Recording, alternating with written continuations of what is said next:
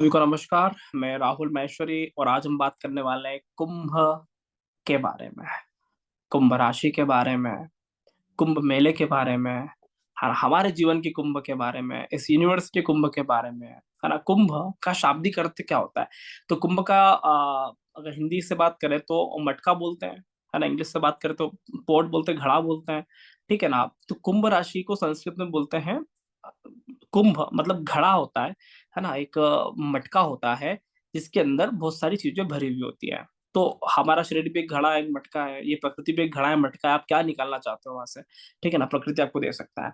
तो कुंभ राशि की बात करेंगे, कुंभ की बात करेंगे, कुंभ मेले का बात करेंगे, हिंदुइज्म की बात करेंगे, एस्ट्रोलॉजी के पॉइंट ऑफ व्यू से बात करेंगे, बहुत सारी बात करने वाले हैं। एक छोटी सी कविता के माध्यम से आज की सेशन की शुरुआत करते हैं। तो कुंभ का, लक्ष्मी का कुंभ, धन का घड़ा, ज्ञान कुंभ ही सरस्वती जानो, धर्म कुंभ गंगा के घड़े में जा जा कर तुम डुबकी लगा लो। सबके अपने अपने घड़े हैं, बस अपने घड़े में कुछ अच्छा डालो, और नहीं डाल सकते अच्छा तो पाप का घड़ा खाली कर डालो। तो कुंभ मेला चल रहा है, लोग डुबकियां लगा रहे हैं, है ना। डुबकी लगाने का आध्यात्मिक ज्योतिष से आशय यह है कि आप कुछ जीवन में अच्छा नहीं कर पाए तो कम से कम पाप को गंगा में खाली करके आ जाइए। एक मोमेंटम आता है ना। सूर्य कुंभ राशि में चल रहा है तो भारत कुंभ मेले का आयोजन कर रहा है, ठीक है। तो ठीक है, कुछ भी समझ में नहीं आता है तो कम से कम खाली ही कर डाल दीजिए। तो बहुत सारी बातें समझने वाले हैं। और कुंभ का हमारे जीवन में क्या महत्व है? कुंभ मतलब आपने अपने अंदर क्या भर रखा है। एक बहुत बड़ा घड़ा है, हमने हमारे अंदर क्या भर रखा है।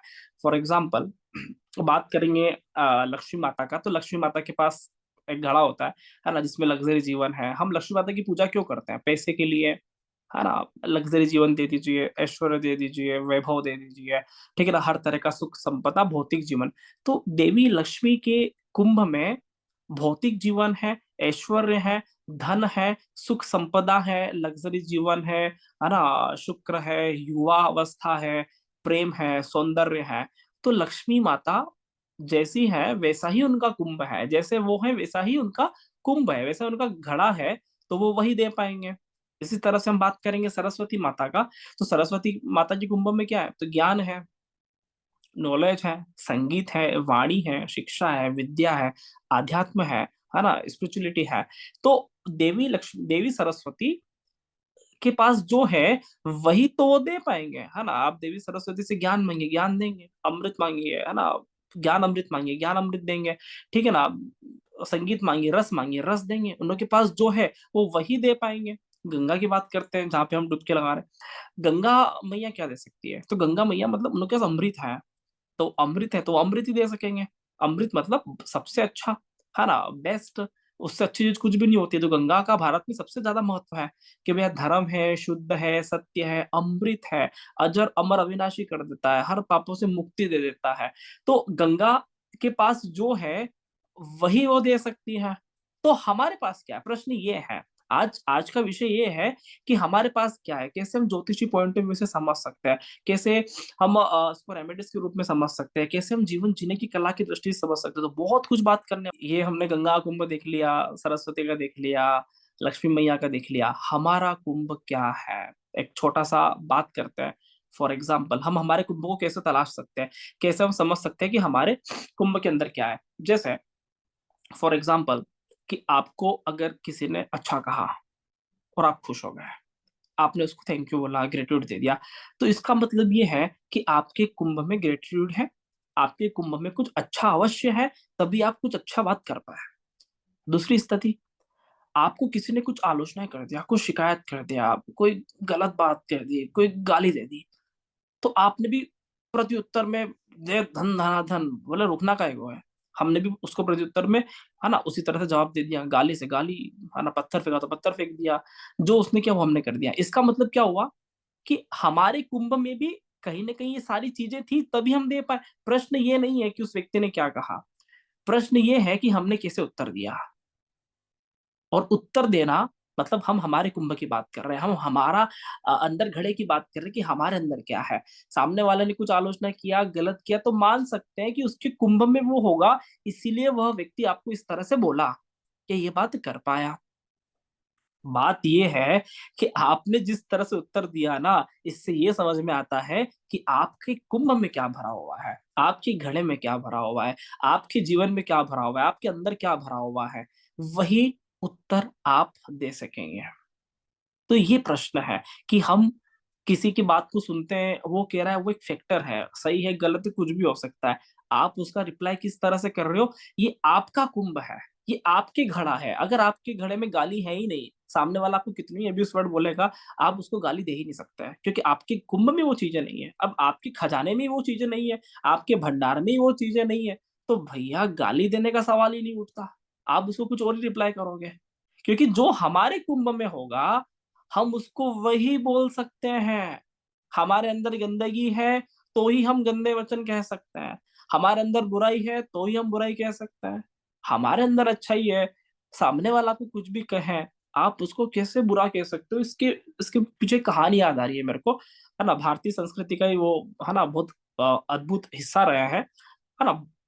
भगवान विष्णु के नवम अवतार गौतम बुद्ध, तो गौतम बुद्ध एक बार चल रहे थे अपने मार्ग में अपने अनुयायियों के साथ, तो एक व्यक्ति आया, एक व्यक्ति बड़े गुस्से में आया, है ना, और उसने गुस्से में आके गौतम बुद्ध को भला बुरा ये वो सुना दिया, है ना, और गुस्से में आके उसने बहुत कुछ आलोचना, बहुत कुछ गंदी गंदी गालियां जो मन में था उसके सारा डाल दिया। ये सुनकर गौतम बुद्ध सिर्फ स्माइल करके चले गए। ठीक है, तो अनुयायी देख रहे हैं कि यार हमारे सर ने रिप्लाई नहीं किया, है ना, सोच रहे हैं कि अब क्या रिप्लाई करते हैं, है ना, गौतम बुद्ध अब क्या कहते हैं, अब जैसे वो कहेंगे वैसे हम भी ध्यान रखें, हमको भी ऐसे निपटना है। तो गौतम बुद्ध ने कुछ भी नहीं कहा। अब ये सुनकर, ये जो उन्होंने जिस तरह का रिएक्शन किया, अब इससे सब कुछ हर कोई अचंभित था, क्योंकि जिसने इतनी गंदी गंदी गालियां थी, तेज सुनाया, वो अचंभित में था कि भैया मेरे इतने कहने के बाद गौतम बुद्ध कुछ नहीं बोल रहा है। वो तो अचंभित हो ही गए, है ना, अनुयायी अचंभित में है कि यार हमारे सर ने कुछ नहीं कहा, हमको इतना गुस्सा आ रहा है, हमें कोई कहते तो भैया हम तो उसको खतरनाक वार कर देंगे, आप बोल क्यों रहे हो हमको। तो रहा नहीं गया, और जिसने खूब बहुत देर तक सुनाया, उसी व्यक्ति ने गौतम बुद्ध से जाके पूछा कि आपने मुझे रिप्लाई में क्यों कुछ नहीं कहा, जब वो ठंडा हुआ, है ना, उसको एहसास हुआ कि ये क्या हो रहा है। तो गौतम बुद्ध ने बहुत सुंदर जवाब दिया। गौतम बुद्ध ने ये कहा कि हो सकता है कि ये मेरे प्रारब्ध के कर्माश रहे हो, इसलिए आपने मुझे आके इतना सुनाया है, इतना बुरा भला कहा है, हो सकता है, ठीक है, लेकिन अब मैं नहीं चाहता कि आपके और हमारे कोई कर्म बंधन शेष रहे, पहला पॉइंट। ठीक है, उसके बाद गौतम बुद्ध ने दूसरा पॉइंट कहा कि, है ना, मैं आपकी किसी बात से नाराज नहीं हूँ, है ना, आपकी किसी बात से हैरान नहीं हूँ, ठीक है, और मेरे मेरे पास आपके लिए कहने के लिए कोई गलत शब्द है नहीं, तो मैं क्या कहूंगा। मतलब ये बात उस व्यक्ति को इतना प्रभावित करी है कि मैं आ, आपको गलत कह ही नहीं सकता, मतलब उन लोगों को लगा कि ये मेरे प्रारब्ध कर्माश ही है, इसलिए आप ऐसा बोल पाए। तो सामने वाला व्यक्ति इतना हैरान रह गया कि मेरे इतने कड़वे बेकार शब्द को बोलने के बावजूद गौतम बुद्ध का रिएक्शन ये है। तो वहां पे अनुयायियों को, उस व्यक्तियों को ये समझ में आया, है ना, और गौतम बुद्ध ने बताया फिर बाद में अपने ज्ञान में कि यहाँ पर, ठीक है, जैसा हमारे अंदर होता है, एक्चुअल में हम वही बाहर प्रकट कर पाते हैं। ठीक है, तो जब वो व्यक्ति भी गौतम बुद्ध का शिष्य बन गया, तो फिर गौतम बुद्ध ने उसको और गहराई से समझाया कि अब आपके मन में किसी भी तरह का पाप प्रभाव नहीं रहा, आपका कुंभ का घड़ा खाली हो गया। ठीक है, अगर मैं उस समय रिएक्शन करता, ठीक है, तो आपका घड़ा और बढ़ जाता, हमारी लड़ाइयाँ और ज्यादा होती। ठीक है, अब आपका घड़ा जैसे ही खाली हो गया, अब आपके अंदर भी अच्छी अच्छी बातें, है ना, स्वाभाविक रूप से प्रकट होने लग गई। तो चीजें समझ में आ रही है। अगर हम किसी भी गलत चीज का, गलत शब्द का, है ना, गलत तरह से उत्तर नहीं देते हैं, ऐसा नहीं कि गलत हमको बुरा नहीं लगता है, गलत तरह से उत्तर नहीं देते हैं, तो इससे ये पता चलता है कि हमारे भीतर का कुंभ किस तरह से रिएक्ट कर रहा है। इससे हम अपने बारे में समझ रहे हैं। ये जीवन एक रोजाना एक टास्क है ना, बिजनेस में लड़ी हो गया, है ना, फैमिली में लड़ाई हो गया, हमारा पड़ोसियों से लड़ी हो गया, मित्रों से लड़ी हो गया, जीवन एक रोजाना टास्क है। अब उस टास्क के पीछे हम उनकी बुराई कर रहे हैं, तो इसका मतलब ये कि बुराई हमारे कुंभ में है, उस व्यक्ति में कोई बुराई नहीं है। उस व्यक्ति में बुराई होगा उसकी कुंभ की बात है, उस व्यक्ति में कोई बुराई नहीं है, बुराई हमारे अंदर है, इसलिए लोग हमको ऐसा कर रहे हैं। चीजें समझ में आ रही है। अगर हमको किसी भी तरह से किसी में कोई बुराई नजर नहीं आ रही है, तो हमारे कुंभ में बुराई नाम का शब्द नहीं है। ये चीजें समझ में आ रहा है। ये चीजें भी ध्यान देना बहुत जरूरी है। अधिकतर लड़ाइयाँ सामने वाला क्या कह रहा है उसकी वजह से नहीं हो रहा है, हमारे भीतर की कुंभ में क्या है उसकी वजह से होता है। तो हमारे ऋषि मुनि बहुत गहराई से चीज को मंथन करने के लिए बोले हैं, है ना। ऋषि मुनि, है ना, बार बार डीप मेडिटेशन, ज्ञान को लेकर, है ना, डुबकी लगाने को लेकर बात की है। डुबकी लगाने का मतलब ये है कि आपको कोई भी अगर नेगेटिव शब्द बोलता है तो आप मौन रहिएगा, है ना, डुबकी लगा लीजिए उन शब्दों में, ठीक है। और हाँ, थोड़ी देर बाद रिएक्ट करिए, तो बहुत सारी चीजें अलग हो सकती है। तो कहने का मतलब ये है कि कुंभ सिर्फ एक फेस्टिवल नहीं है। कुंभ सिर्फ एक सनातन संस्कृति का एक बहुत बड़ा त्योहार नहीं है। कुंभ सिर्फ शनि की एक राशि नहीं है। कुंभ हमारा जीवन है। कुंभ हमारे जीवन से जुड़ा हुआ है। कुंभ हमारे जीवन का एक बहुत अद्भुत हिस्सा है। जैसे हम होते हैं वैसा ही हमारे अंदर से निकलता है। तो कोशिश ये करें, एज ए रेमेडीज कोशिश ये करें कि चाहे सामने वाले ने आपको उकसाया हो, उत्तेजित किया हो, जैसे गौतम बुद्ध को किया, गालियां वालियां निकाला, कोशिश ये करें कि अपनी तरफ से अपने कुंभ से कुछ ऐसे तर्कश निकालें जो उस व्यक्ति को उसके ही उससे हरा दे। आपको कुछ कहने का आवश्यकता नहीं पड़े। हमेशा गाली का वार गाली नहीं होता, है ना। गौतम बुद्ध खाली रहे, वो गाली से भी खतरनाक हो गया, ठीक है ना। वो उस व्यक्ति का प्रभाव चेंज हो गया, ठीक है। तो एक और चीज यहाँ समझने को मिलता है कि हम किसके प्रभाव में हैं, ठीक है। आपको कोई अच्छी बात कह देता है और आप खुश हो जाते हो, तो इसका मतलब ये है कि आप सामने वाले के प्रभाव में हो, और ये प्रभाव दिक्कत देता है। आपको कोई गाली देगा तो फिर आप फिर प्रभावित हो जाओगे और आपको गुस्सा आएगा, ये प्रभाव दिक्कत देता है। कोशिश ये करें कि हम किसी और के प्रभाव में न रहते हुए हम हमारे प्रभाव में रहें। हमें कोई बहुत अच्छी बात कहे तो इसका मतलब नहीं कि हम बहुत ज्यादा खुश हो गए। हमको हमारे प्रभाव में रहना चाहिए, ये बहुत जरूरी है, क्योंकि खुश होना बुरी बात नहीं है, लेकिन कोई बहुत अच्छी बात कहेगा और आप खुश हो जाओगे, तो इसका उत्तर वहां पर भी आएगा जब कोई व्यक्ति आपकी आलोचना करेगा, बुराई करेगा, तो आपको उतना ही तेज गुस्सा आएगा। तो इस चीज को बैलेंस करना बहुत आवश्यक है जीवन में। कभी भी दूसरों के प्रभाव में नहीं रहने का, ऐसा प्रभाव बनाना है कि हम अपने प्रभाव में रहें। और जब भी हम अपने प्रभाव में रहेंगे, तो जब कोई व्यक्ति गलत बात करता है, नेगेटिविटी डालता है, तो हमारे प्रभाव में रहने के कारण हम उसका उत्तर अपने प्रभाव के अकॉर्डिंग दे सकते हैं, ठीक है। तो ये बहुत जरूरी है कि जीवन जीने की कला को सीखने के लिए, तो सबसे पहला टास्क जहाँ पे हम नहीं करते हैं, कोई अच्छा बोलता है तो हमें बहुत अच्छा लगता है, सबसे पहला रेमेडीज, कोई व्यक्ति बहुत तारीफ कर रहे हैं तो बहुत शांत रहने का, खुश नहीं होने का, ठीक है, बहुत ज्यादा खुश नहीं होने का, साधारण और शांत रहने का। जब ये आपको चीजें समझना बहुत जरूरी है, ठीक है। चाहे आपको कितने एक्साइटमेंट का मन हो रहा हो, नहीं करना है, आपको एक्साइटमेंट में नहीं जाना है। जब कोई व्यक्ति बहुत तारीफ करे तो बिल्कुल साधारण और शांत रहना है।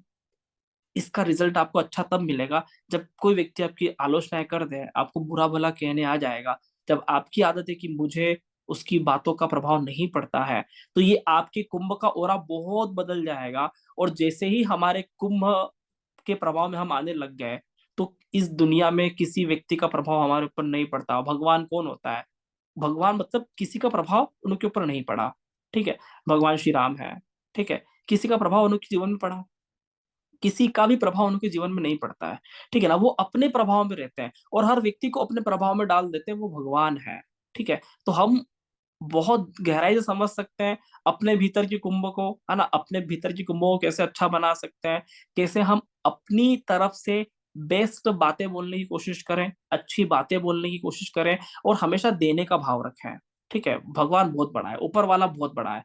आप इस बात को एक छोटे से, है ना, उदाहरण के साथ, कहानी के साथ इस सेशन को एंड करूंगा। फॉर एग्जाम्पल, कि पानी कहाँ से आता है, भगवान अमृत वर्षा करता है, वर्षा कहाँ से आती है, वर्षा ऊपर से आती है, ठीक है। आप गर्मी में अगर कुछ जमीन खोद रहे हो, ठीक है ना, अच्छी उपजाऊ जमीन है ना, पानी आ जाता है 5-10 फीट के निकलते से, लेकिन आप गर्मी में खोद रहे हो, तो क्या पानी आएगा? नहीं आएगा ना, इतना जल्दी पानी नहीं आ सकता।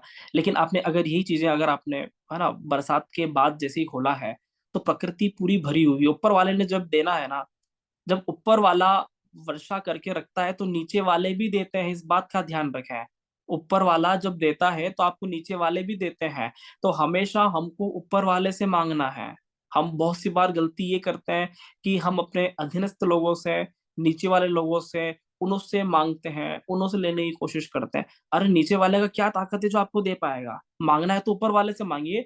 जिस दिन ऊपर वाला देने आया तो नीचे वाले वैसे ही आपको देना चालू कर देंगे। आकर बोलेंगे कि सर हमसे लीजिए, हमसे लीजिए। समझ में आ रहा है कि नहीं आ रहा है? तो जरूरी है कि हम अपने ओरा में जिए, अपने प्रभाव में जिए, और हम हमेशा अपने बड़े व्यक्ति का अनुसरण करें, बड़े प्रभावशाली व्यक्ति का अनुसरण करें। ठीक है, भगवान श्री राम का, भगवान श्री कृष्ण का, गौतम बुद्ध का, स्वामी विवेकानंद का, जो हमसे, है ना, अपनी आध्यात्मिक उन्नति में, जीवन जीने की कला की उन्नति में हमसे आगे, हम जिस भी फील्ड में जाना चाहते हैं, मान लो आप राजनीति में जाना चाहते हो, आप मोदी जी का अनुसरण कर सकते हो। ठीक है, आप फिल्म इंडस्ट्री में जाना चाहते हो, आप शाहरुख खान का अनुसरण कर सकते हो, जो आपसे आगे है 4 कदम। समझ में आ रहा है? आप ठीक है, तो बहुत अच्छा गाना गाना चाहते हो तो आप किसी संगीतकार का अनुसरण कर सकते हो। ठीक है, तो आपको हमेशा अपने बड़े लोगों का अनुसरण करना है। आपको स्पिरिचुअलिटी में जाना है, आध्यात्म में जाना है, तो आप साधु संतों का, ऋषि मुनियों का, ऋषि पाराशर जी, ऋषि भृगु, ठीक है ना, ऋषि अत्रि, बहुत सारे ऋषि हैं, आप उनका अनुसरण कर सकते हो। ठीक है, आपको भक्ति भाव में जाना है, आप मीरा का अनुभव कर सकते हो, अनुसरण कर सकते हो, आप राधा का अनुसरण कर सकते हो। ठीक है, आपको, है ना, सेक्रीफाइस करना है तो आप सीता का अनुसरण कर सकते हो। तो जरूरी है कि हम अपने से ऊपर वाले का अनुसरण करें, अपने से ऊपर वाले से कुछ मांगे, नीचे वाले से कुछ नहीं मांग रहा है यार। नीचे वाला आपको सिर्फ आलोचना दे सकता है। एक बात ध्यान रखना, जिस तरह से गर्मी में आप कितना ही पानी खोदो, वहां से पानी नहीं निकलता है, नीचे वाला को पानी नहीं दे सकता है। जब तक ऊपर वाले की कृपा नहीं होती, बरसात के बाद वही जमीन पे आप पानी खोदोगे, है ना, जमीन खोदोगे, पानी निकल जाएगा। तो ऊपर वाला सबसे बड़ा है। ऊपर वाला आपके ऊपर पद पे काम करने वाला व्यक्ति बड़ा है। मांगिए तो उनसे मांगिए, नीचे वालों से मांगने की कोई आवश्यकता नहीं है। जिस दिन ऊपर वाला देता है, उस दिन नीचे वाला भी आपको थोड़ी सी मेहनत करने से चीजें देने लग जाता है। तो ध्यान रहे, हम हमारे कुंभ में रहें, हम हमारे प्रभाव में रहें, हम हमारे जीवन जीने की कला से, है ना, जिए। ठीक है, बहुत जरूरी है, दूसरे के प्रभाव में नहीं आने का है। ठीक है, ये बहुत बड़ा व्यक्ति के डिप्रेशन का कारण बन जाता है, लड़ी का कारण बन जाता है। और ये चीजें हमें समझना बहुत जरूरी है। आशा है आपको ये सेशन समझ में आया होगा, और कुंभ का महत्व क्या है वो समझ में आया होगा। और एक लास्ट बात, कुंभ मतलब आपका घड़ा अच्छे से भरना है, लेकिन घड़ा भरने से पहले गंदा घड़ा खाली भी तो करना पड़ता है। तो इसीलिए भारतीय संस्कृति बोलती है कि गंगा में आप हर तरह के पाप विसर्जित करके आ जाइए। कहने का मतलब ये था कि लोगों को चाहिए ना कि क्या हमारा पाप खाली हुआ क्या, तो गंगा मैया ने कहा कि आप हमारे यहाँ डुबके लगाते हो, मुझमें डुबके लगाते हो, क्योंकि मैं बहुत, है ना, उनके अंदर बहुत बड़ा पुण्य है। ठीक है, अमृत है। ठीक है, उस उनसे बड़ा कुछ भी नहीं है। तो जैसे ही गंगा में जाते हैं तो हर तरह के पाप से व्यक्ति मुक्त हो जाता है। और जैसे ही मुक्त होता है, जैसे ही घड़ा पाप से मुक्त हो गया, आपका घड़ा मान लो गंदगी से भरा हुआ है और वो खाली हो गया, तो अब उसमें संभावना है कि अब कुछ अच्छा भर सकते हैं। तो कुंभ में स्नान करने के बाद कोशिश ये करें कि अब कुछ अच्छा भरें। हो गया जो हो गया, आपने कुंभ मेले में स्नान कर लिया, आपने अपना घड़ा खाली करके आ गए, डुबकी लगा के आ गए, अब यहाँ से नेक्स्ट डे अब कुछ अच्छा भरना है जो हम अभी तक नहीं भर पाए।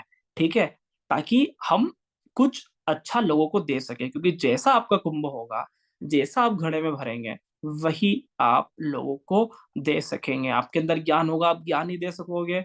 आपके अंदर बद्दुआ हो गया, बद्दुआ ही दे सकोगे। और आपके अंदर आशीर्वाद होगा, तो आप आशीर्वाद ही दे सकोगे। इसलिए भारतीय संस्कृति बोलता है कि भैया गुरु के चरण छूना है, क्योंकि गुरु के अंदर ज्ञान है। और जिस व्यक्ति के अंदर ज्ञान होता है उसके अंदर सरस्वती होती है, और सरस्वती सबसे बड़ा आशीर्वाद है। आशीर्वाद का कारक सरस्वती है ना। सुंदर वाणी, सुंदर चेहरा, ठीक है ना, सुंदर वचन।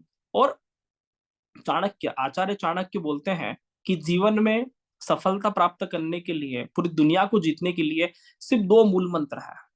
और पहला ये है कि पवित्र प्रेम, और प्रेम भरती है सरस्वती है। और दूसरा है मीठी वाणी, मीठी वाणी भरती है सरस्वती। तो 2 चीज अगर हमारे पास आ जाए, पवित्र प्रेम, शुद्ध रूप से प्रेम करना किसी भी व्यक्ति से, और शुद्ध वाणी, मीठे वचन आपको बोलना आ गया, ये 2 चीजें आपके अंदर आ गई, आपको दुनिया में कोई नहीं हरा सकता। आप कभी हार ही नहीं सकते, आपको हराने की स्थिति ही नहीं बन सकती। आशा है ये चीजें समझ में आ रहा होगा। बहुत बहुत धन्यवाद। नमस्कार। जय जय श्री राम।